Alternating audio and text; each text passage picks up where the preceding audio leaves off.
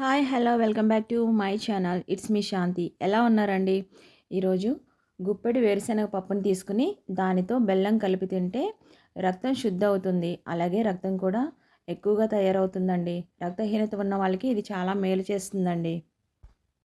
అలాగే సోయా గింజలను కూడా నైట్ నానబెట్టుకుని తింటే ఇందులో విటమిన్ ఏ, బి, ఈతో పాటు ప్రోటీన్లు, ఫైబర్ ఎక్కువగా ఉంటాయండి. అంతేకాదండి, ఇందులో కాల్షియం కూడా ఎక్కువగానే ఉంటుంది. ఎముకలు చాలా గట్టిగా ఉంటాయి, బలంగా తయారవుతాయి. అలానే కీళ్ళ నొప్పులు కూడా తగ్గుతాయి. మరి ఇంకెందుకు ఆలస్యం, ఇవి కూడా నైట్ నానబెట్టుకుని చక్కగా తినండి. ఇప్పుడు మహాబీర్ గింజలు కూడా నేను చెప్తానండి. ఇవి కూడా ప్రతిరోజు నైట్ నానబెట్టుకుని మార్నింగ్ తీసుకుంటే చాలా మంచి రిజల్ట్ అయితే వస్తుందండి. బరువు తగ్గుతారు, షుగర్ కంట్రోల్ అవుతుంది. ఇది ఒక్క 3 నెలలు వాడి చూడండి, రిజల్ట్ అయితే తప్పకుండా వస్తుంది.